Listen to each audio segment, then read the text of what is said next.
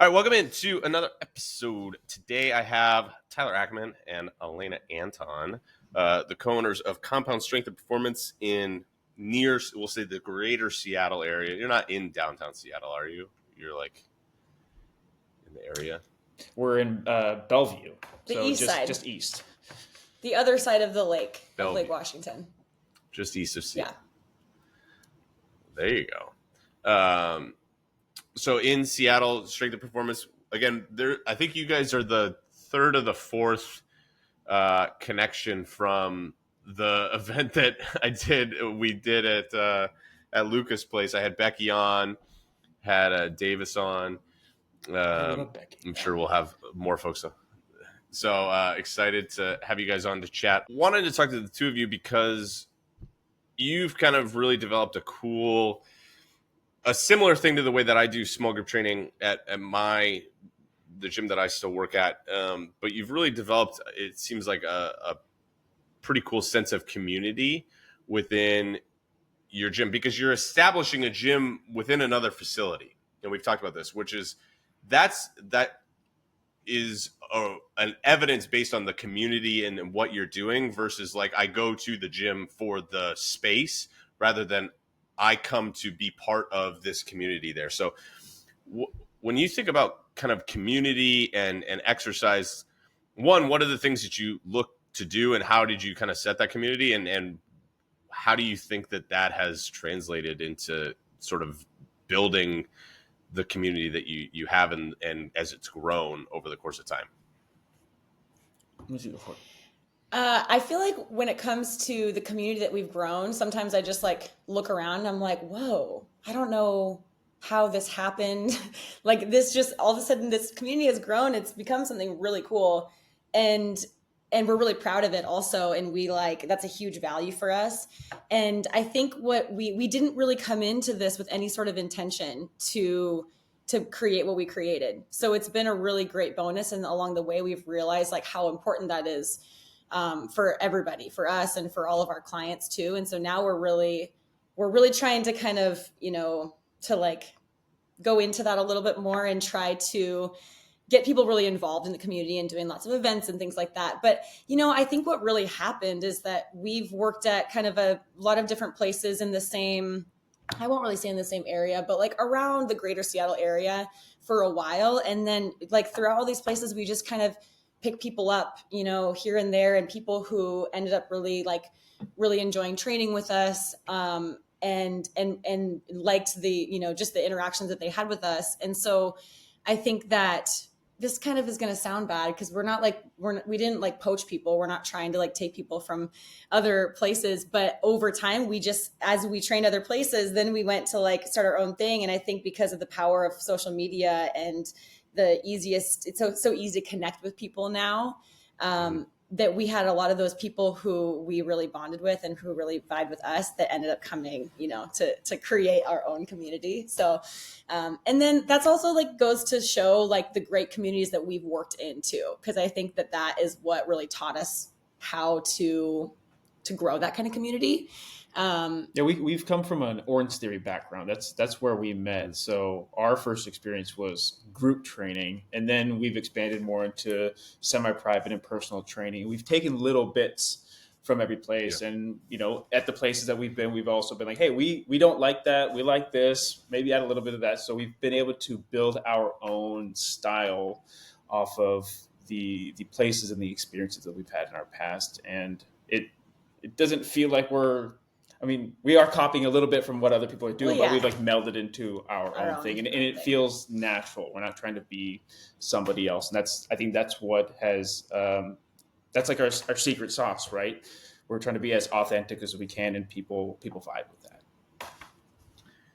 Yeah, well, I think that there's not really reinventing the wheel. Like people who are, we all steal from each other. Like that's part of the nature of it. Like there's like Ben Bruno's famous tweet, like there's only 20 good exercises, right? You just kind of mix and match them in different variations on them. Like there's only so many good things that you can do, but it is the personalities. And I think that that's what's so cool is that like it's not poaching. It's just like, hey, what's the best fit? Like because you're pulling from Yeah. for you guys, your personalities, right? You're bringing that, but you're also your style of training. You're pulling from a bunch of different things, and we all kind of pull from all of those things. So as you think of your secret sauce or your style or some of the things from the Orange Theory and then small group and all these things, what have been sort of some of the foundational pieces that you're like, hey, these are the things that we want to kind of build our gym around? Because it takes a lot to be like, we're gonna start a gym.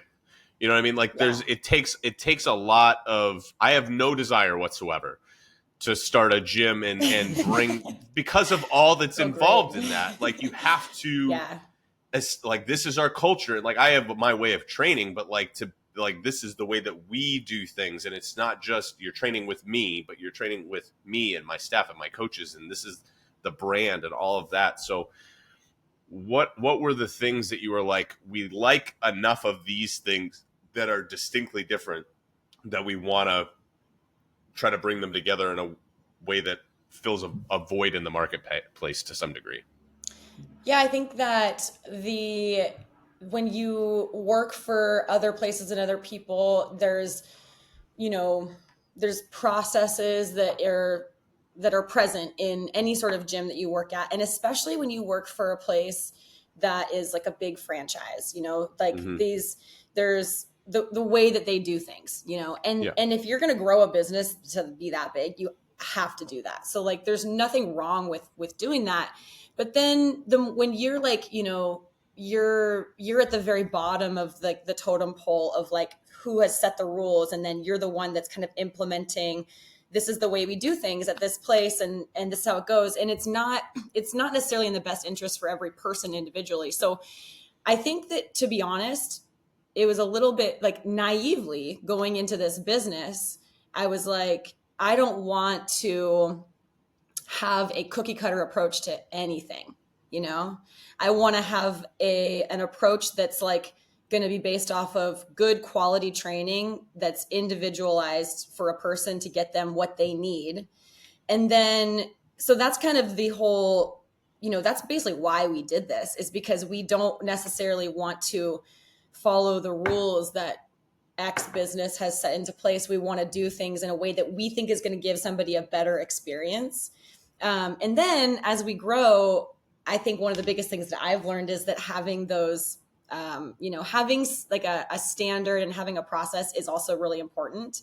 So now it's like we're trying to create those processes in a way that we still think is most beneficial for each individual person. Like how can we customize this person's experience and make it what they need, what they want, and also what they need, kind of wrapped up together in a box that looks like what they want, so how can we do all those things and still also have some processes that allow us to grow and not just feel like our brains are all over the place? So I think there's that.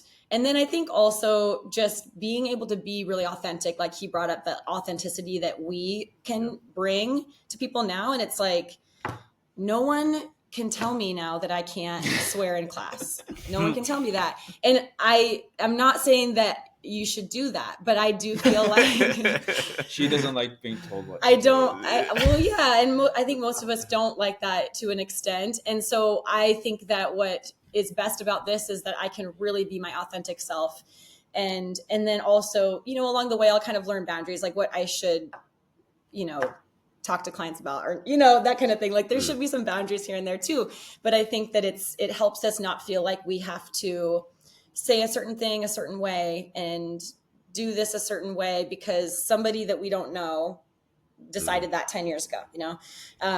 And nothing against like big franchise fitness studios too. Yeah. Like what we care is like that, like so that the people find something that they enjoy and they can consistently do. If it's with us, great. If that's with F45, if that's with Barry's Boot Camp, if you're doing something on a consistent basis and you love it, chances are you're going to get really good results.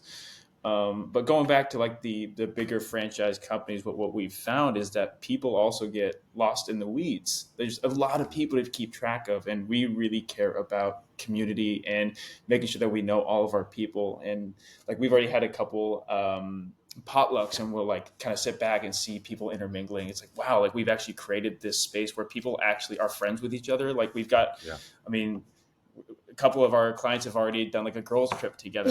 Like they all met and became friends super quick. We do cold plunges together. And so that's what we really care about, is making sure that each individual person is known, not just on a surface level, but like making them actually hang out with each other. Yeah. We make them like each other. It's great if they like us, but it's even more important if they get along with each other, because they're seeing each other every day. We want them to show up for good training, but we also want them to show up because their friends are all there and they know it's going to be a good time, and they're going to like have FOMO if they missed it, you know. They feel like they're a part of a family. And like, I think when you feel like you belong somewhere, I mean, we don't know what's going on with some of our clients outside the gym, right? Like everybody's got their personal stuff going on, but at least one or a few times a week, they can go to a place where they can feel like they belong and know that, people care about them, and they got two coaches that really care about them too.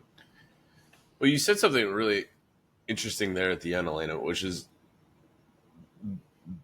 the idea that, and you said it too, Tyler, the 90% of training is like just showing up and being consistent with what it is. And most of our clients don't really know the difference. Like we might look at, and I don't really, Barry's boot camp, right? And be like, that's a horribly programmed workout, right? Like it's 500 burpees and box jumps and hang cleans for people with no wrist mobility, and you're going to beat somebody into the ground, right? Like that's not a great, like on paper workout for coaches. But if Sally shows up to that every single week and, loves it, like good for Sally. Like she's going to get fitter and stronger. Like she's going to get, and she doesn't really know the difference between that. And so like selling people on, we have the best programs, like nobody cares all that much. Yeah. But like the community piece that you're talking about, like what gets people coming back is that FOMO, and that like, hey, we are known and we know our coaches, and because it is an interesting thing. Like how often do you see the people that you work out with versus the people that you like, even your best friends? Like how often do you see your best friends as a grown adult? Like, well, we're lucky because our best friends come train with us every day. So that's I mean, you're lucky. All right, how often do you see your other best friends? How often do you see your parents? Yeah, exactly. How, like genuinely, like we'll see people once a month, once every other month. The fly is back. It's on my head. Get it. You can't cut that out. No, it's definitely, there's flies in my basement right now. It's killing me. So that idea of creating a community and you being able to be authentically yourself, like you talked about, like, hey, I don't have to do things. You can see it right there, right? Like it's just hanging out right on my right on my head right there. Stupid fly. This is gonna be so distracting for me. So as you've thought about, so it sounds like, and forgive me if I'm putting words in your mouth, it's less of like, okay, we don't like some of the training elements of like Orange Theory and, all these things. It's some of that, but it's more of like how you want it to feel when they walk in the room to outside of the room. Is that accurate? Yeah. Like we want people to know that when they come in, like we care about them as an individual. Obviously we care about the results and we care about them showing up, and we're gonna ask them if like what happened when they don't show up. We're gonna know these things that are going on in their life. So we want them to know that they're valued in our space. And then so it's like, it just goes back to that whole thing that's what I think trainers find so much, is that the people who just show up, you will get the result that you want by showing up, and then hopefully you do have training that isn't going to hurt you, I guess, really is what it is. And it's going to actually help you progress and get stronger. Well, if you get hurt, then you can't keep showing up. So exactly. that's the only thing about the dumb training. Yeah, no, the 100%. Like, and that's the thing is that those people, most of our clients have that experience, and then they end up with us. We also, I think, what we've learned along the way is making sure that we keep an open dialogue with our clients.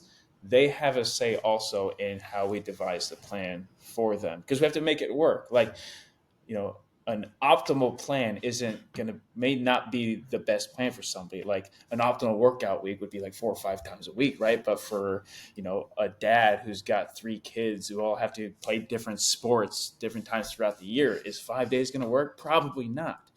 But so we make sure when in the early stages, we talk about, hey, like, I know this would be ideal, but like what's going to work and what's going to keep you coming back? What are some extras? Like I ask my clients all the time, what exercise do you hate? Burpees? Great. We don't have to do burpees.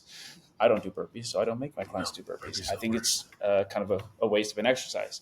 But anyway, and again, going back to community and relationship, like we talk to our clients, like about not just fitness stuff, but stuff that's going on outside, because that stuff matters. It's not just what happens in the gym. We also have to take into account what are their stressors, what's going on at work, what's going on at home. And they can share as much or as little as they want, but the bigger picture that we can see, the better that we can coach them and create a plan that works best for them, not just giving them a cookie cutter sheet that we give everybody. And maybe it works for 50% of the people, but the other half struggle with it. And so I think that's what also sets us apart from other people. But again, we're not trying to compete with anybody else. We're just trying to do the best that we can. And, if we have some clients that go to other places, great.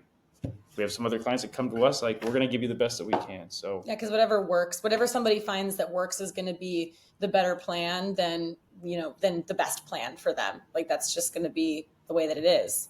And then going back to like Sally, like the thing about Sally is that she has done whatever we're talking about, F45 or CrossFit or something, hang cleans. I don't know. She does that, but she loves it. She does it 3 times per week. And then she's going to be like, everybody needs to do this exercise because this works so well for me, and that's, I think, where people get very dogmatic about the exercises they do. And it gets very like at Orange Theory, especially, is very culty, in a almost, well, it can be in a good way and a bad way, but. And then CrossFit, you can go there. Nobody really listens to this. Like, it's not going to get to Orange Theory headquarters. I mean, people listen to it, but you're not going to. Well, we're not going to get like sniped. So. We can't. I don't think we can put. Yeah, how many listeners do you have? It's okay. I mean, you can say something else. I don't have a problem with Orange Theory. One of the best things to come out of Orange Theory is our relationship, because that's where we met. So we have to give this credit on that end. Yeah. I mean, I still have some clients that go to Orange Theory and they love doing the conditioning, and it's fantastic. Yeah. It's great within the plan that works for them. But I think the best thing that they provide is that they do make a really fun experience for people, and that's why people then stick with it, and then they love it, and then they get all their friends to do it, and then they think that is the best workout ever, just because they showed up. And we can't forget where we started. Yeah, like, we can't forget 100%. that. And there's still people that go there that I love, and like every once in a while we'll say what's up when we run into them. But yeah. Well, I think that the people who do this the best in the world is CrossFit, in terms of community and like getting people like, and you could make an argument that, programming wise, like there are some decent CrossFit boxes, right, in terms of programming, but there are some really rough ones. Like I've actually seen the workout that I just said as a workout at a CrossFit box with, 20 somethings and 60 somethings who are in for their first workout. You know what I mean? And they're going to put plates on the bar for Sally, who's 65 and hasn't worked out since she was 16 years old, you know what I mean? Like, and has 3 knee replacements. So I've seen the spectrum of it, but what they do better than almost anybody is community in a lot of these situations, which is like, hey, we like it, in terms of like I don't like calling it this, but you're right. Like the culty type of like, love it. Like we, people who are the raving fans, the culture. Yeah. The culture, and so it's one of the things that I think is super important that people can, in a world that is increasingly obese and inactive, right? Like any activity is better than no activity. And like, let's not parse this, I think that a lot of coaches can kind of get into that thing of like demonizing any activity. It's like, hey, like just go work The out. bar is already so low, Yeah. right? It is. We gotta just get people moving. I think we're trying to get people to like run a marathon before they can even like walk. Yeah. Like Yeah. let's just do something first, get the ball rolling, and then as things progress, if you want to make an adjustment, make an adjustment. But No, I think that's one thing that really does bother me a lot about, it's kind of like social media driven too, but like the demonization of so many things, because everything has like trade-offs, everything has positives and negatives, and then I feel like we have to be really careful about who receives that information, because if somebody is always hearing like CrossFit is bad, don't do that, you're going to hurt yourself, then that person might never try a workout that could be the thing that gets them to just consistently train. And that happens with food all the time too. Food. Yeah. Food stuff's the worst, but it's the same idea, which is just like, because it gets attention. It gets attention to be against something rather than like, it's not sexy marketing to say like whatever exercise is probably fine. Just do something. Just do something. And then like, listen, if you want to get to a certain point, you might need to do it. But like for the person who's eating fast food for every meal, like maybe tracking your calories isn't the right first step. Yeah. For the person who hasn't worked out more than 2 weeks in a row for their entire adult life, maybe the like you were talking about, maybe the 5-day a week workout plan isn't the best place to start, even though that might be what that's optimal, right? Excuse me. There's optimal and then there's practical. Like there's optimal and then there's actually doing the thing. So I'll give an example and I'll let you guys riff on this because I think that this is interesting. But I heard Hormozy, who I'm sure you guys know, like talk about this. Like the big thing now is the morning routines, right? That you get the elite people with the 4-hour morning routine. So there was a guy, he was talking to a business guy who was like, I hired this coach and I woke up and I did my grounding and then I did my cold plunge and I did my gratitudes and then I did my map out for the day and then I did my workout and then I did all this stuff. It was 4 hours in and I hadn't really done anything. Before I did and Alex was like, hear me out. Let me just hear me out. What if instead you just woke up and started working? Yeah. And you work for 4 hours. Suboptimally, maybe, but like you got 4 more hours in at 80% capacity. Like you're still, you know what I mean? So like when you're talking for people who come in who are like gung ho, right? Who've kind of had this historical past of whether it's Orange Theory or CrossFit, and they've done the like I'm all in, I do the thing. How do you almost kind of talk them off a ledge a little bit into the practicality piece of it, to be like, hey, let's maybe just not shoot for optimal, but rather shoot for something that you can actually stick with, and then we can ratchet up down the line. I have a really good thing that I have thought about and talked about with clients on this, because you do get a lot of those people and they can be very difficult too. And then sometimes you just get people who have the expectation for what they can accomplish is higher than what they will accomplish. And if I apply this to my own life, I'm the same way. The expectation for what I think I can accomplish on a daily basis, whether it's in my workout or getting stuff done, it's higher than I will actually accomplish. So I have that as well. And I still deal with that every single day. But I don't even remember where I heard this before, but I think this applies a lot when you're talking to a client about some some sort of plan that they want to go through with in the future. Like, I want to run a marathon, or I want to train for this, or in 3 months, I want to be here. I want to be doing this thing. And it's basically if I was to ask you, hey, in 3 months, can you do X? And it's kind of a challenging activity. And you're like, yeah, sure, I'll do that in 3 months. Well, if I was to ask you, okay, that same activity, could you do that tomorrow? You're going to be like, no, I'm busy tomorrow. I got way too much stuff going on. My life is too crazy. So if you think of something that you want to do in 3 months, but you would say no to it if it was right now or if it was tomorrow, then it gives you a little bit more of a gauge on what's realistic for you to accomplish. Like, what could you do today? And I guess in senses, like if someone's training for something, then yes, what they will physically be able to accomplish in 3 months should be greater what they can accomplish today because they're working towards it and training for it. So it's like, I wouldn't ask you like run a marathon tomorrow because I wouldn't expect you to be able to do that. But I think that the daily expectation of somebody thinking like, I can work out 5 days a week, or I can, get this much done when it comes to work. If we have a better gauge on our expectations of what we can do right now, and we, for some reason, have a poor gauge of that expectation if it is coming up in the near future, like in 3 months or 6 months, and this comes up, I think, for me a lot with like nutrition coaching, because I might have clients that are like, in 2 months, this thing is falling off my schedule. I'm going to have way more time. I'm going to hit the gym 5 days a week. I'm going to track all my macros. And I'm like, I understand that maybe things will change with your schedule, but other things will come up in your schedule as well. Mm-hmm. There's always something that's going to be coming up. So if you don't think that this plan is accomplishable tomorrow, then I don't think that we should make that the plan to expect you to be able to do that in 2 or 3 months. I don't know if that really answers your question or not. No, I liked it. I don't even remember what my question was, to be totally honest with you. But however, I think for the first time, I fully understand your Instagram handle just from that.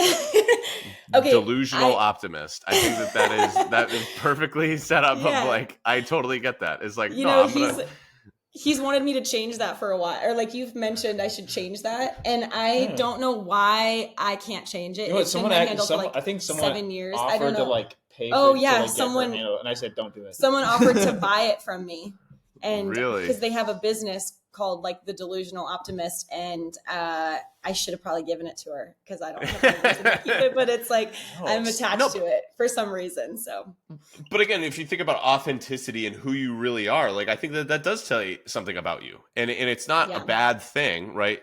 Because the flip side of that is the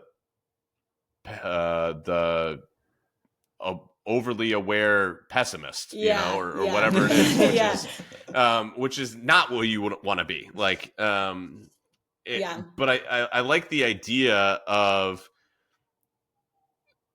like having a little bit of honesty with yourself of like, hey, what's the way that I phrase it is like aim properly low.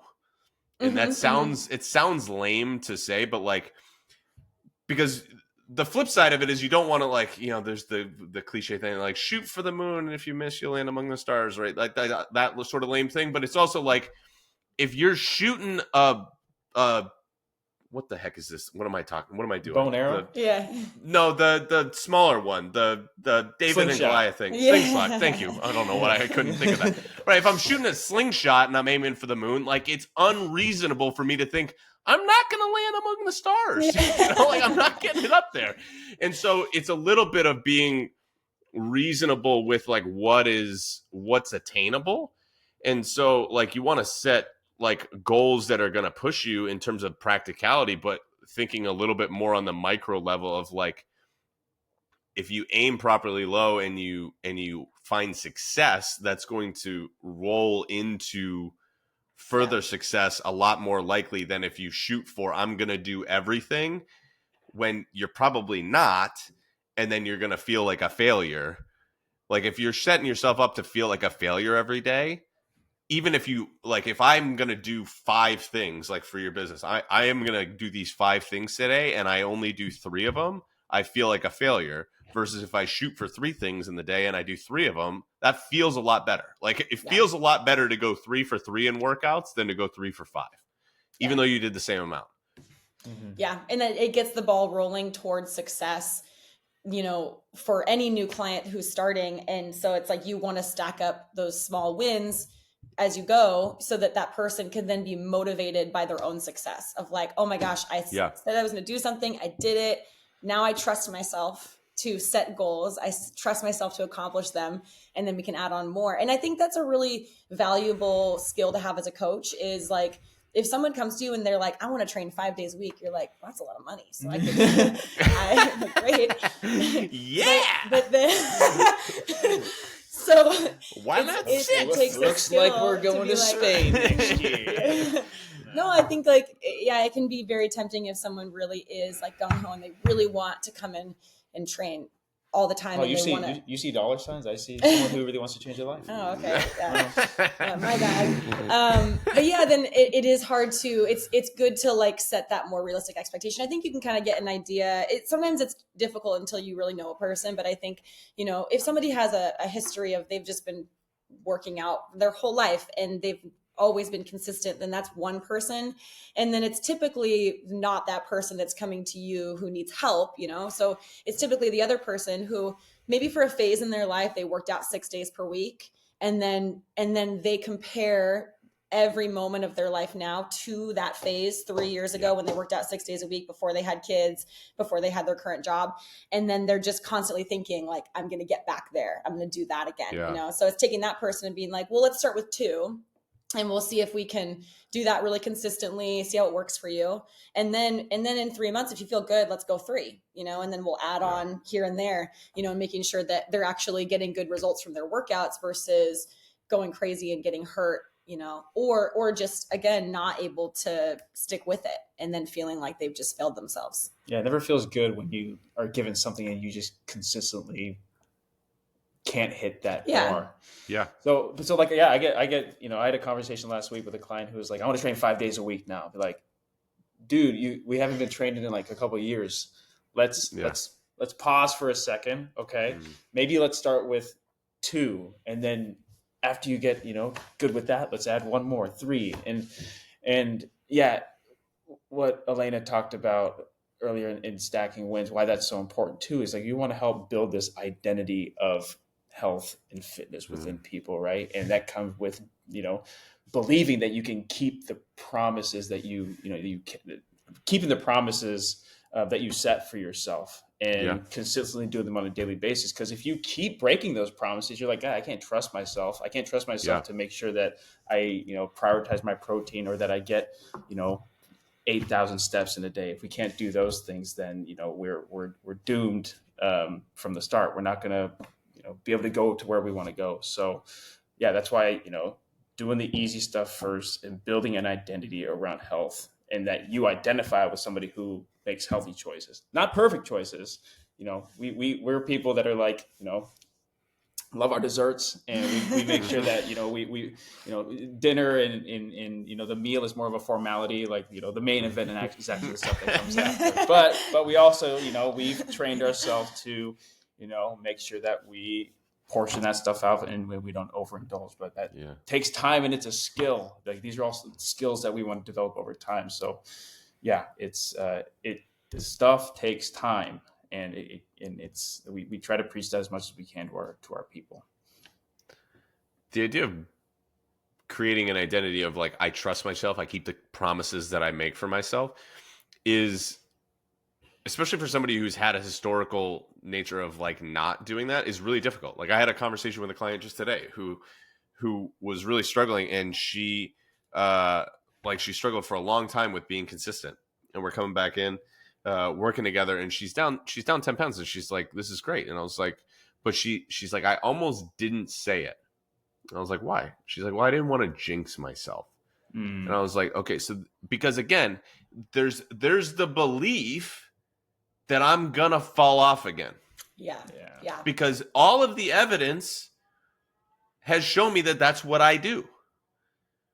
And so in the moment of that conversation, I feel like it's, well, the person who 3 years ago worked out 6 days a week, and they're like, I was in such good shape when I worked out 6 days a week 3 years ago. And you're like, well, what happened?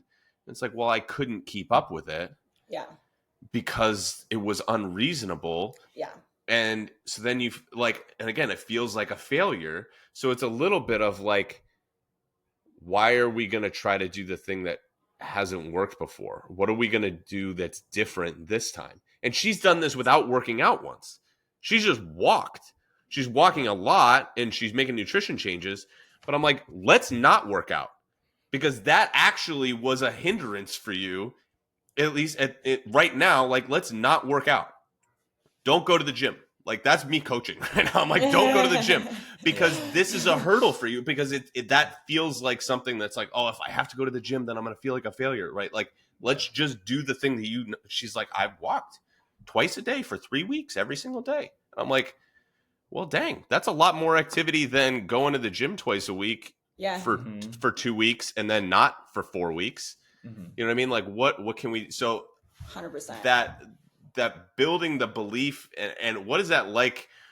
Because I think it's such a cool thing, particularly in person, when you develop those relationships with people, to see that belief in themselves. Like, oh, I kept the promises that I made for myself. Like, I trust myself to do this. Like, in developing that, and that happens with over time.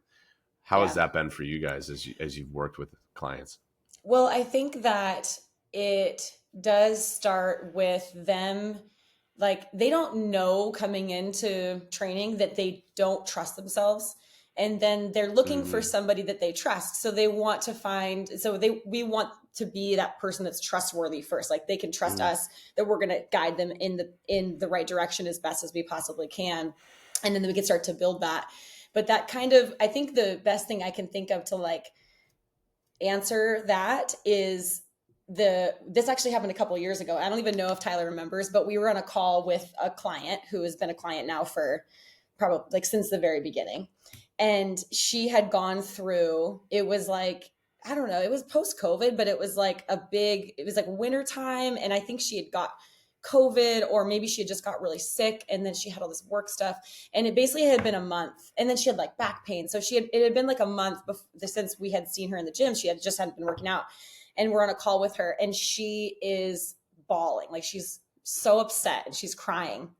And I think in our mind, we're like, it's fine. We all go through shit. We can't help when these things happen, you know? And in her mind, she had been training consistently for 6 months. And before that, she had never been consistent. Yeah. And now she was at this point where she was scared that she was going to lose that consistency. Here we go again. So we didn't know that going into this call, but coming out of that call, I was like, oh, I didn't know that she felt that way about herself. Yeah. But I hope to think that we are the people that she trusted first, so that she could eventually trust herself. And now I think it's, obviously it's been a huge success story. Like, that was probably, I don't know, that was probably 3 years ago. It's kind of funny when people say that happened, and she's still here every day. So people say they want to work on consistency, but then like when, a roadblock comes up, they just stop. It's like, no, just keep doing the thing. Yeah. Right. Yeah. But I'm reading a book by, I think it's Alex Bornstein or Bornstein. It's Adam Bornstein or Adam Bornstein. Yeah. Yeah. Hopefully he's not listening to this. You can't screw this up. Oh, you have it right there. Yeah, there it is. Oh, yeah. Hey, you know why? It's because I think Luca gave those to all of us last year. Oh, did he? Or something, maybe. I don't know. Yeah, I finally got it off the shelf. I had met Adam a little while back, and he told me that he was coming out, and so I bought a bunch of them. Oh, okay. Yeah. When he was doing like a thing, and so now I like give them to people who I'm like, I'll just like I send it to him. I'm like, I don't care if you read anything other than the title. Yeah, like, just read it's just perfectly put of anything as the title. And he actually says that he stole it from Jordan Syatt's book, Eat It. It's like the first line of the first page of Jordan's book is, in typical Jordan fashion, he's like, you can't F this up. Like, yeah. And he's like, I like that, but I'm gonna make it a little bit more PG for the anyway, sorry, I cut you off. No, but in his book he talks about like, when like a client meets, a struggle or a roadblock, like, just go back to what you were just doing.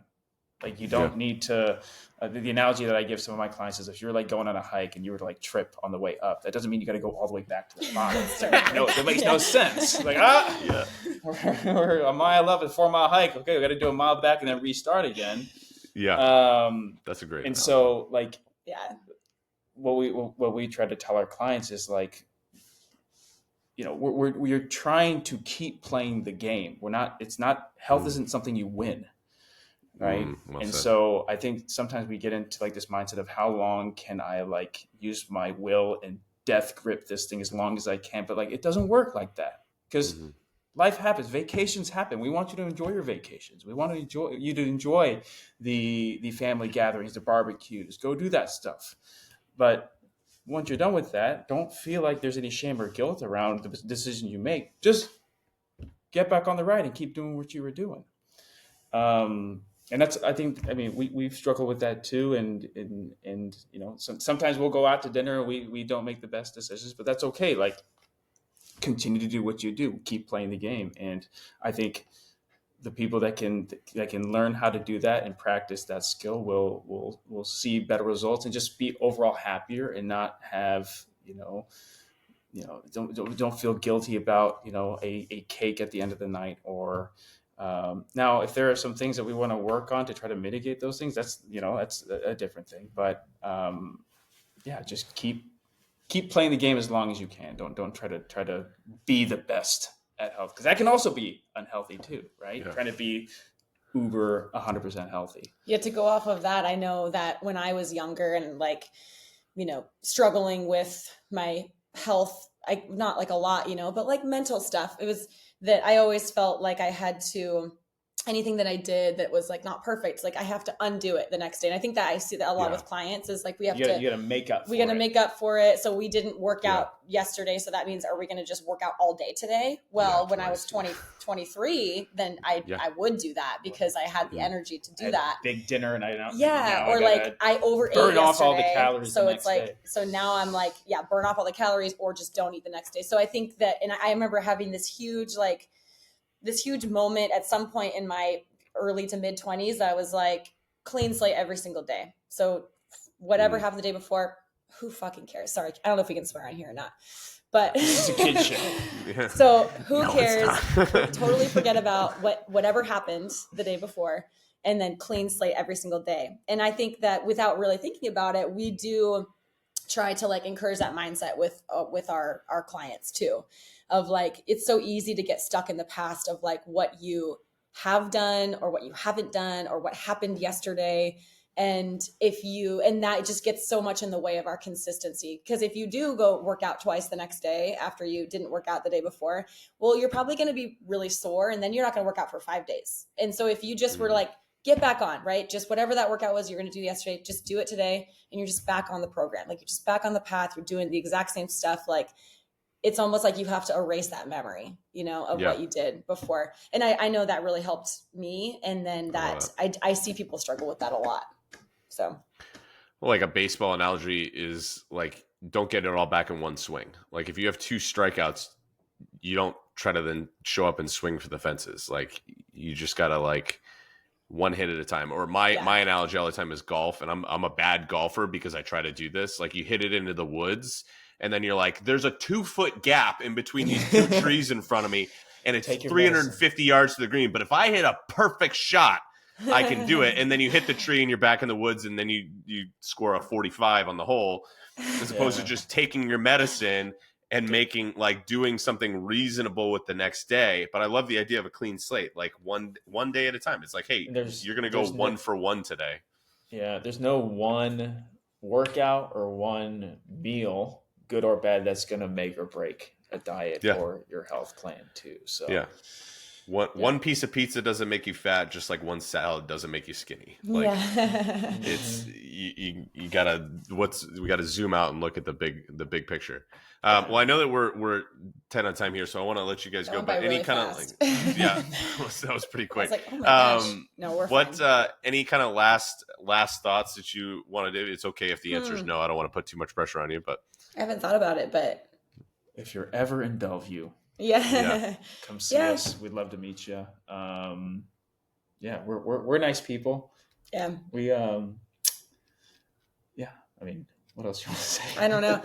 I think whenever we don't really do podcasts, say something like philosophical. We don't really do. I think we've done like a couple podcasts. We've never done like a podcast like this before. But I was like going into this today, I was like, I feel like doing this podcast is gonna make me want to do a podcast. Do you guys love would it? be really. I do. Well, so that's how I did it. This is exactly what happened. Was I was a guest on 2 podcasts, and I was like, dang it. Yeah.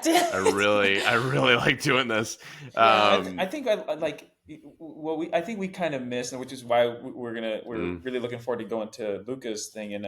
Is it next month? No, it's like October, right? Oh, October, or whatever. It's September or October. I don't remember which one. Yeah. Like it's fun talking to other coaches. Yeah. And, I mean, we're around our clients all day. Yeah. And so it's kind of fun to just talk with people who are in the same world as us. And like, we love talking to, even our clients, but it's like, we don't really get the chance in a personal training setting to like talk to clients like this and like really go into the details about everything. And so it's really fun when we do get the chance to do it. There's things that we can talk about that they just won't understand. Yeah. They don't get, just even as just business owners, right? Or we're like, you have to do a squat now, so it's a little harder to get into these. You get us. Yeah. I get you. Yeah. No, it really is. No, that's the way that it is. It's a way to have a conversation that's, if I have a call with a client or you're doing a session with a client or something like that, it's like, all right, how much can we get into in the 90-second break in between your sets here? Yes, exactly. Yeah. Or,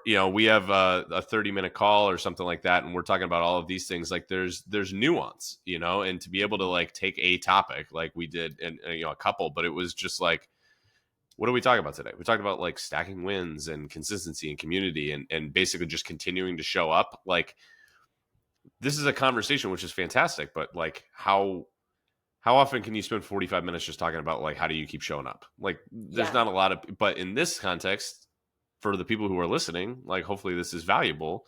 And they can take something from it. And it's like, hey, I'm just going to keep showing up, clean slate. Like that's my takeaway from today. So that's the other thing is I learned from other coaches. Like I love that phrasing of things like, hey, clean slate, love it. Yeah. So that's something I'll take with it. But you guys would be so good at it, like the two of you together, or bringing other people on. Alaina's more the talker. I'm the talker. Sometimes I have to be like. I'm shocked to hear this information. Yeah. Like, after 45 minutes. Yeah. I'm like this the whole time. Yeah. No, but also like I kind of was like, I spent a day with you guys. I was like, oh, this is how it's gonna go, but that's fine. But I think that's you're like the nuggets, Tyler. Like you don't speak a lot, but when you do, everybody's gonna lean in, be like, what is that? I'll take that. I need to learn. Gonna bring the thunder. I'm the same way. Observant. Yeah. Yeah. Well, of the three, like think about the three coaches that were at that day, right? It was Luca, it was Don, and then it was Kelsey and Den. Like who did you? Anytime they said anything, you listened to every word they said. It was Den, right? Like Den and Kels, because they like Luca and like I love Luca and Don. They talked a ton though, so it's like, all right, how much of that am I going to retain versus like I could listen to the grand total of 3 minutes that Den said all day, and I was like, oh, okay, I remember that, because he just doesn't talk a lot. He's a little bit quieter, but he's if he's going to pick a moment to talk, you're like, oh, okay, buckle up. What's Den going to say? Like, you know what I mean? Like it's a little bit of that. True. But it's a cool opportunity too. Like honestly, for whatever it's worth, like you can bring your clients on. It's an opportunity to like I brought clients on here, which is really fun to like talk about stuff in a little bit of a different context. Other coaches and even just with each other, like it's a cool opportunity for you to be like, hey, guest, member, people in the gym, like, hey, we just did a whole podcast about like how to survive the 4th of July. Like here it is on, and then we did another episode on what to do if you didn't survive the 4th of July. Here it is, you know what I mean? And earplugs and melatonin. Yeah. Gatorade. That's what it is. Love it. Well, I appreciate you guys coming on. I'm looking forward to seeing you again this fall. Yeah. Maybe I'll come. Maybe one of the workouts. I'll sneak out there and lift with you guys. Yes, please come by. Yeah. I'd love to have you. Yeah. It's really fun. Yeah. The thing, it's like it's the best and the worst thing about fitness conferences is what do we do when we get together is like we work out and then we like push each other into like obliteration and then we sit in a chair for the rest of the day. Yeah. So that's going to be how that's going to go down. Oh yeah. I still remember that workout that we did after that event. And like, I never work out late at night. That was so late at night for me. And I was like, I have not been Like, I'm surprised you don't remember. I was so pumped. We started at Everyone like lifted 9 so heavy. Everybody was Yeah. like doing like a max deadlift. Yeah, It was my exactly. It was I haven't your- touched yeah. that weight since. It was I Yeah, did yeah, 450 I because remember that, Luca yeah. was yelling at me, Yeah. and we started at like 8:30 Pacific. Yes. Yeah. And I had been up Oh, yeah. since like 2 a.m. Pacific because I was on my time. I was running on like 7 energy drinks in like that one small meal, and at the end of it, I haven't felt like I was gonna pass out after a workout in years. And I was like, I need orange juice, or I'm gonna I like laid down in the cold dark room because I was like, this is nuts. But that's how it was. Like, and I remember that exercise that we did. I think it was Don that like he was like, we did the TRX rows with the chains. Yeah. And I've and done the drop that sets. with the drop sets. I've done that with so many clients and so many classes, and it's like just like a sure way to just annihilate somebody, and everyone hates it and loves it at the same time. So yeah, I loved that. There were so many things about that workout. Luca was curling me off the ground at the end. He's like, "You got 2 more," and I'm like, "You're doing all the work here, dude. Like I got nothing. You are 100% just curling my entire body weight. Like I am doing absolutely nothing." He's like, "You got 2 more." It's like, "No, I don't, Luca. No, I don't." But like, I should have been asleep 3 hours ago. Like I got I'm nothing. surprised you actually remember all of it. Well, I remember it was like a little bit of a traumatizing experience in a good way, but like. Yeah, it was awesome. great. Well, appreciate you guys coming on. I'll much. tag both of you guys and Compound Strength down in the comments. Great. So if anybody's, or in the description, if anybody's in the area or just wants to connect with these two fine folks, they are fantastic, just really sweet, and they put really good stuff on their social as well in terms of exercises and things like that. So definitely check that out. But appreciate you guys coming on, and look forward to seeing you this fall. Thank you so much, Jeff. Thanks, this Jeff. was so fun. Yeah.